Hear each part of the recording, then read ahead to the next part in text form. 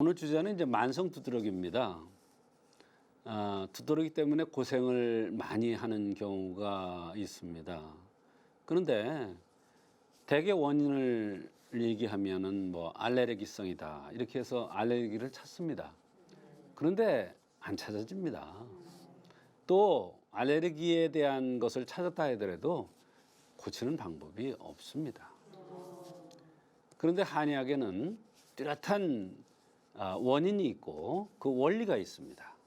그 원인과 원리는 섭생에서 잘못됐느냐, 체질에서 오는 거냐, 선천적인 거냐, 후천적인 거냐, 스트레스에서 오는 거냐, 술에서 오는 거냐, 이런 여러 가지가 있습니다. 그런데 두드러기를 제가 오늘은 만성 두드러기라는 제목으로 얘기를 하는데, 제가 63회 때 두드러기에 대해서 한번 방송을 한 적이 있습니다. 결국 만성 두드러기와 두드러기의 차이점은 오랫동안 잘 안 낫는 이런 두드러기를 만성 두드러기라고 그러고, 음식을 잘못 먹었거나 스트레스에 의해서 또는 약에 의해서 잠시 이렇게 나는 경우, 그런 경우 해독만 시켜도 사실은 되는데 그런 경우는 그냥 두드러기다 이렇게 얘기하고, 만성 두드러기는 6개월 이상 또는 1년 이상 이렇게 오랫동안 잘 안 낫는, 그래서 약을 계속 임시로 무슨 약을 먹어야 되는 이러한 경우를 얘기하겠습니다.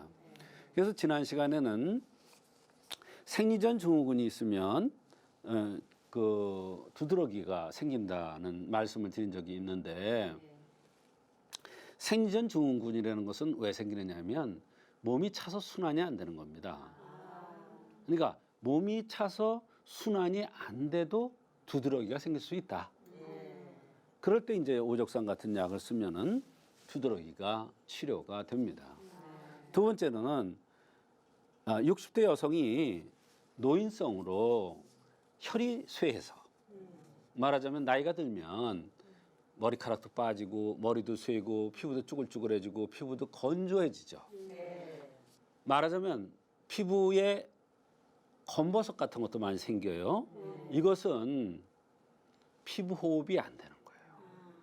창문이 고장 난 거예요. 예. 그럴 경우에 이제 건중탕 같은 이런 약으로서 몸을 보호해주면 피부가 바닥바닥바닥 빛이 나요. 내 얼굴처럼. 그러면 이게 두드러기가 없어지는 거예요. 제가 64세인데 피부를 보면은 젊은 사람 피부 못지않아요. 그만큼 섭생을 잘해서 그래요. 네, 그러나 노인성이라는 건 어쩔 수 없습니다. 나이를 먹는다는 것은. 또 50대 여성이 갱년기 증상으로 대개 오는데, 이 경우에는 음식에 의해서 온 경우인데, 이 경우는 해독제라든지 인삼 양이탕을 써서 치료된 경우인데, 이 두드러기가 나면서 한축이 나는 경우가 있어요. 오솔오솔 춥고 으쓱 췄다가 더웠다 이러는 경우가 있는데, 그러면서 두드러기가 나는 경우, 이것은 바로 소화가 안 되고 머리도 아프고 여기저기 쑤시고 아프고 그러면서 두드러기가 나요. 이럴 때는 음식에 의해서 오는 경우입니다. 그럴 때는 대개 보면요, 살집이 좀 있는 사람들, 얼굴이 둥글럽적하게 생긴 사람들, 이런 사람들한테 잘 나타나는 음식에 의한 건데, 해독제를 씁니다. 한방 해독제가 기가 막힌 해독제가 있습니다. 이 해독제는 공기나 물에 의한 또는 음식에 의한 또는 약물에 의한 잘못된 약물, 잘못된 음식에 의해서 어떤 이상이 왔을 때 해독제를 쓰면은 두드러기뿐만 아니라 다른 모든 것이 다 치료될 수가 있습니다. 그 다음에 임신 중에 두드러기 때문에 고생한 사람에 대해서 말씀드렸습니다. 오늘도 이제 임신 중에 대한, 임신이 안 돼서 그런 경우가 나오는데, 사실 두드러기 약을 먹는 도중에 임신을 한다는 것은 뭔가 찝찝하지 않습니까? 그러니까 임신 전에는 몸을 깨끗하게 만들어서 아기를 갖는 것이 아기도 건강하고 좋을 거다, 이런 차원에서 대개 임신 전에 또는 임신 중에 한의원을 찾아와서 두드러기를 고치려고 합니다.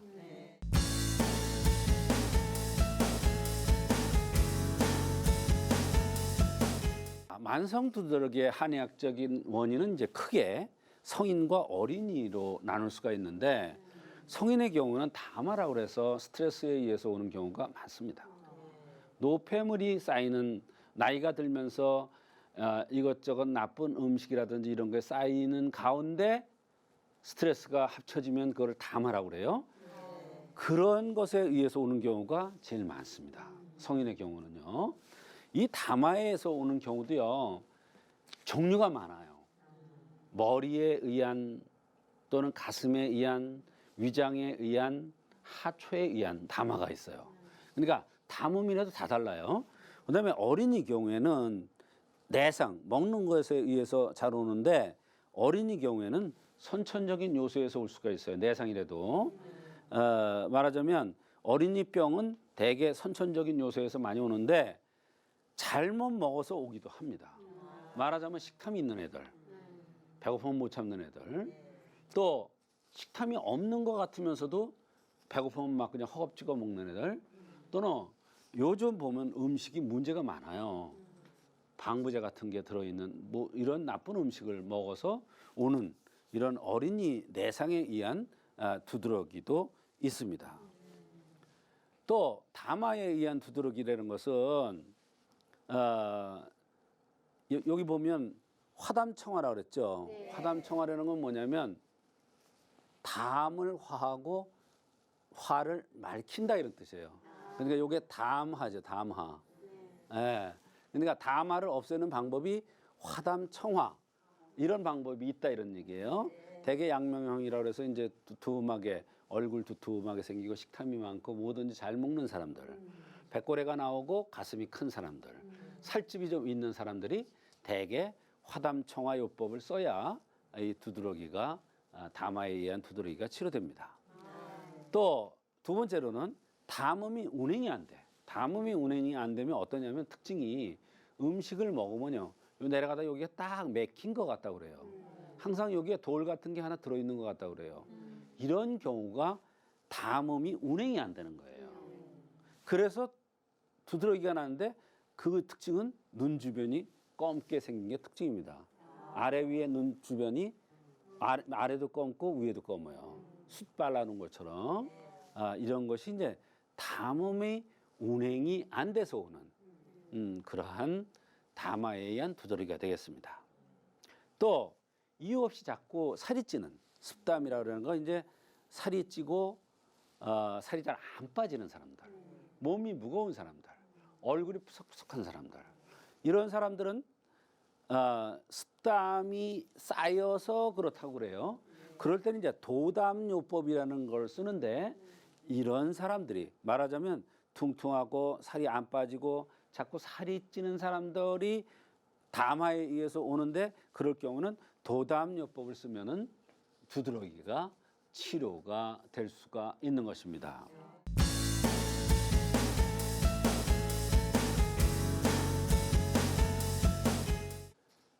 그다음에 이제 내상발반이라는 건 뭐냐면 내상이라는 것은 이렇게 어떤 먹는 섭생이라든지 또는 생활상의 문제가 있다든지 또는 성생활이라든지 운동에 문제가 있을 때 내상에 의해서 두드러기가 날 수가 있어요. 그거를 내상발반이라고 그러는데 이 내상발반에도 원인이 여러 가지가 있더라 이런 얘기예요. 담음이라는 노폐물이 쌓여서 오는 경우도 있고요. 또 식적이라는 게 쌓여서 식적, 먹는 것이 쌓였다 이런 얘기예요. 식적에 의해서 또 허로 늙어가면서 여러 가지 허로증이라는 것은 열이 났다 식었다 그러고 여기저기 아프고 이런 여러 가지 증상에 의해서 허로증이 오는데 허로증의 증상이 그런 건데 허로증에서 간이 허해서 오는 허로가 있어요. 이것에 의해서 오는 이것도 내상발반의 일종입니다. 또 수독성 질환에서 이거는 먹는 것이 쌓여서 온 건데 이거는 마시는 것이 쌓여서 오는 이런 내상발반에 의한 두드러기가 있더라 이런 얘기예요. 그다음에 기가 부족하다. 그럼 어떠냐면 기가 부족하면 사람도 처지고 기운도 없고 그렇지만 이 살도 뿔도 처지고 그래요. 마찬가지로 위장이 무력해집니다. 그렇게 되면 기 부족에 의해서 내상 발반이 나타나는데, 이 기 부족에 의해서 내상 발반이 나타나는 사람의 특징은 뭐냐면 얼굴이 길어요. 그다음에 피부가 하얘요. 그다음에 코가 길어요. 이런 사람들이 기 부족에 의한 내상 발반에 의해서 두드러기가 날 수 있는 사람들입니다. 두드러기의 원인은 여러 가지가 있을 수 있습니다. 특히 만성 두드러기는 원인을 알지 못하고 임시 증상만 가라앉히는 약으로 연명하는 사람들의 경우를 얘기하는데, 그 원인을 찾아야 됩니다. 그 만성 두드러기를 치료하려면 약을 잠시 끊어서 나타나는 양상을 사진으로 찍어 놓은 다음에 너무나 괴로우면 그때 임시약을 들고, 이것이 요령입니다. 그래야 근본적으로 나타나는 양상을 보고서 그 원인을 찾을 수가 있는 겁니다. 또 이 병이 어떤 원인에 의해서, 내가 만두를 먹었는데 그 다음부터 두드러기가 났다. 외식을 했는데 그 다음부터 두드러기가 났다. 식은 밥을 먹었는데 그 다음부터 두드러기가 났다. 이런 어떠한 원인에, 스트레스에 의해서, 또는 내가 무슨 약을 먹었는데 그 약을 먹고 난 다음부터 두드러기가 났다. 이런 뚜렷한 원인이 있기 때문에 그 원인이 되는 것을 잘 의사한테 제공해 주어야 만성 두드러기가 근본적인 치료가 될 수가 있는 것입니다.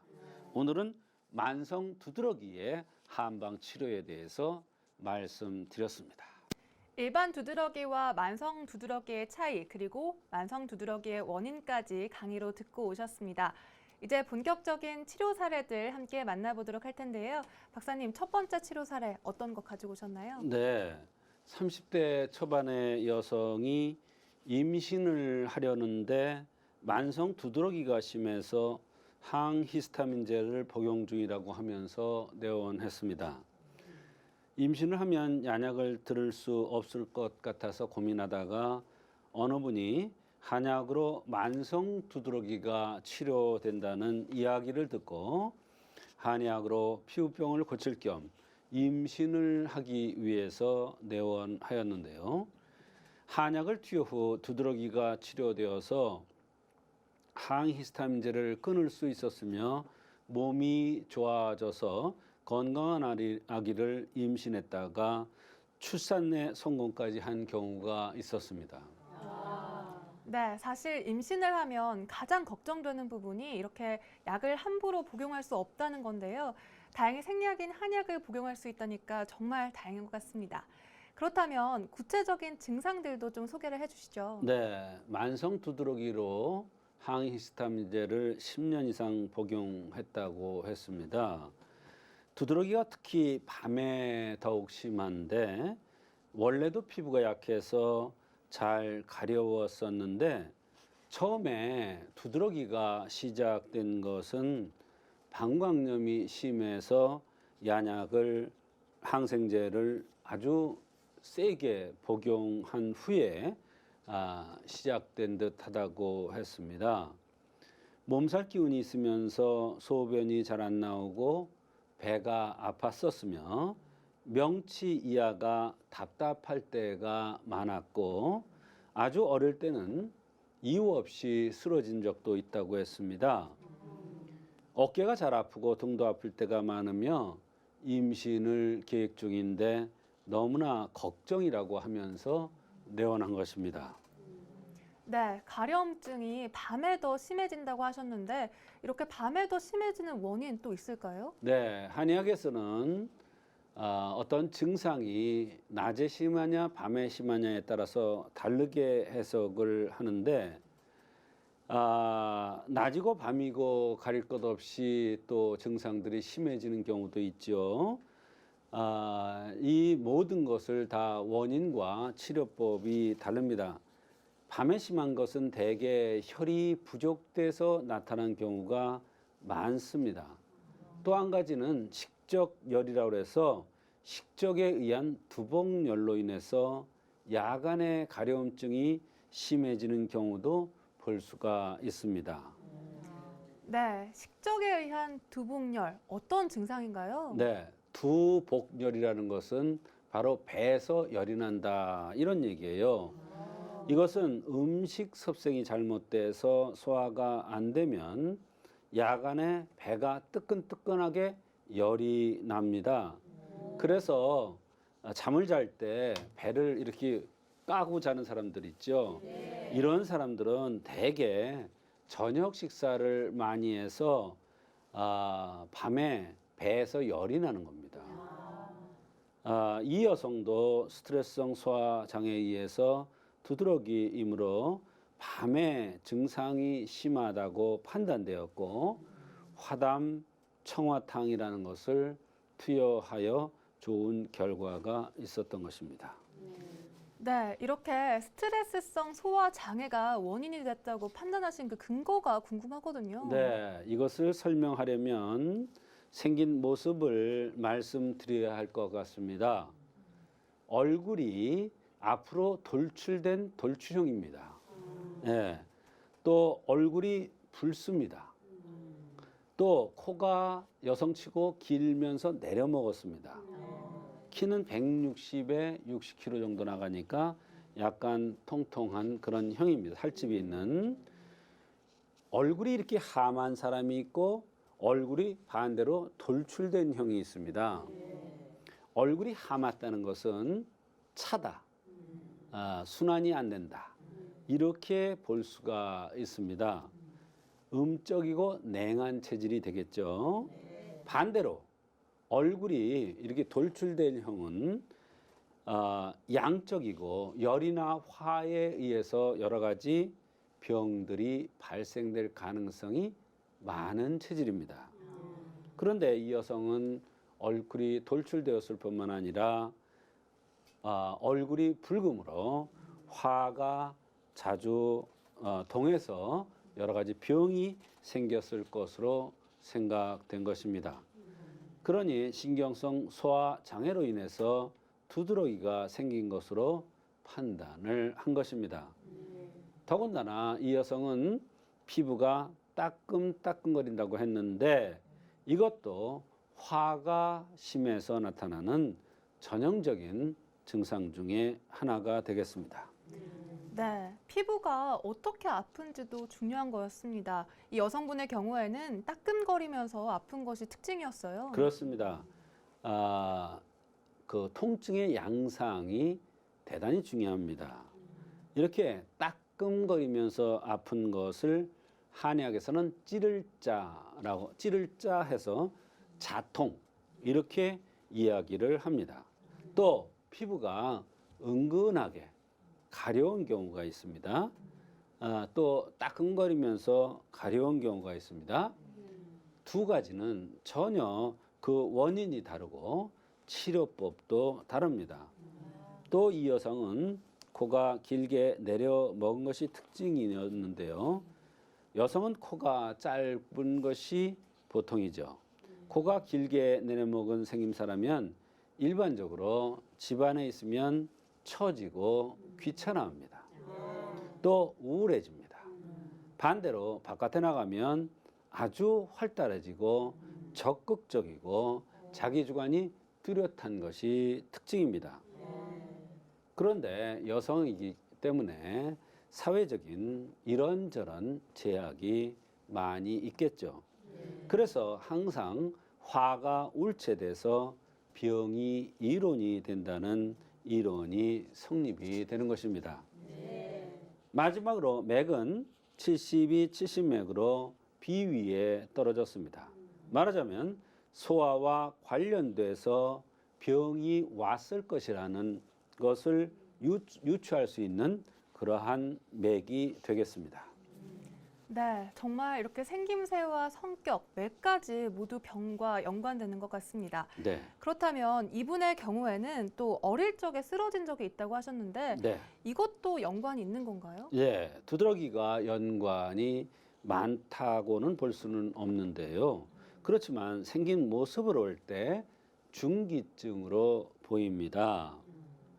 중기증이라는 것은 다른 사람과 언쟁을 하다가 이유 없이 혼절을 하는 겁니다. 이유 없이 쓰러져요. 언쟁을 하지 않더라도 기분이 언짢아도 이러한 현상이 나타날 수가 있습니다. 여성들이 잘 쓰러지는 경우가 많죠. 예민하고 성질이 격한 사람들에게서 나타나는 증상인데요. 문제는 복잡하고 경쟁이 심한 사회에 살다 보니까 이런 환자들이 많이 늘어나는 게 특징입니다. 원인도 모르고 자꾸 쓰러집니다. 그런 이렇게 원인도 모르고 자꾸 쓰러지는 사람들 중에서는 이 중기증에 해당되는 경우가 매우 많습니다. 네, 화가 많은 체질이란 뜻인 것 같은데요. 그런데 늘 한의원에 가보면 늘 진료 시에 이렇게 음력생일을 묻더라고요. 네. 늘 그 이유가 궁금했거든요. 네. 이 음력생일 진료할 때 매우 중요한 사항인가요? 네, 굉장히 중요합니다. 양력생일과 음력생일이 있죠. 네, 음력생일이 중요합니다. 한의학에서는 이제 체질적인 흠을 보완해 준다고 그랬지 않습니까? 음력생일과 생긴 모습의 체질을 같이 더불어서 생각을 하면 더 정확합니다. 생긴 모습과 맥과 나타난 증상만 보는 것이 아니라 거기다 음력 생년월일을 더해서 생각을 하면 더 빈틈이 없겠죠. 그러니까 원인을 찾는데 더 정확하다 이런 얘기예요. 이 사람이 어떤 성향인가에 이런 것도 알 수가 있습니다. 이 여성도 바로 음력으로 7월 5일생입니다. 적극적이고 활달한 성격의 소유자라고 볼 수가 있습니다. 그래서 화에 의해서 병이 생길 가능성이 많은 것입니다. 생긴 모습도 중요하지만 음력 생일과 형상을 맞추어서 병의 원인을 찾으면 그냥 형상만 보고 또는 생긴 모습만 보고 또는 나타난 증상만 보고 맥만 보고 했을 때보다는 훨씬 더 정확합니다. 아주 병의 원인을 정확하게 유추해야 어려운 만성 두드러기도 치료될 수가 있는 것입니다. 이것은 미신적인 것도 아니고 비과학적인 것도 아닙니다. 병의 원인을 정확하게 찾아서 불편함을 없애주기 위한 노력입니다. 그러니 울체된 것을 풀어주고 해독시킬 목적으로 해훌 화중탕을 투여하고 오래 먹은 양약을 해독시킬 목적으로 해독제인 자금정을 투여했습니다. 해독시키는 것은 오장육부가 깨끗해져서 약에 찌들지 않아서 깨끗해져서 오장육부가 제대로 운행되면 한약의 효과도 빠를 것으로 생각되기 때문입니다. 그런데 한제를 복용하도 이렇게 오래되었기 때문에 증상이 별로 나아지는 것 같지 않다고 했습니다. 그러나 몸 상태가 굉장히 깨끗해지고 상쾌하고 피로를 덜 느낀다고 했습니다. 이것은 내가 호소하는 두드러기가 조금씩 나아지고 있다는 것을 암시해 주는 것입니다. 네, 그런데 한약을 들어도 별로 나아진 것 같지가 않았다고요? 그렇습니다. 본인은 이제 잘 못 느낀다고 그랬죠. 그러나 제가 맥을 봤을 때는 분명한 변화가 있었고 다른 불편한 증상들이 많이 좋아졌기 때문에 오랫동안 10년 동안 항히스타민제로 눌러놨던 병이기 때문에 그 병이 쉽게 물러날 것이라고 생각하지 않았습니다. 말하자면 병의 뿌리가 굉장히 깊었던 것이죠. 그러니까 한제로는 증상들이 완화되지 않았고 아마 한제로 근본적인 치료가 될 것이라고 생각하는 것은 무리라고 생각합니다. 증상만을 없애주는 치료가 아닙니다. 한의학 치료는. 그러나 이런 과정을 거쳐서 어려운 병을 치료해야 합니다.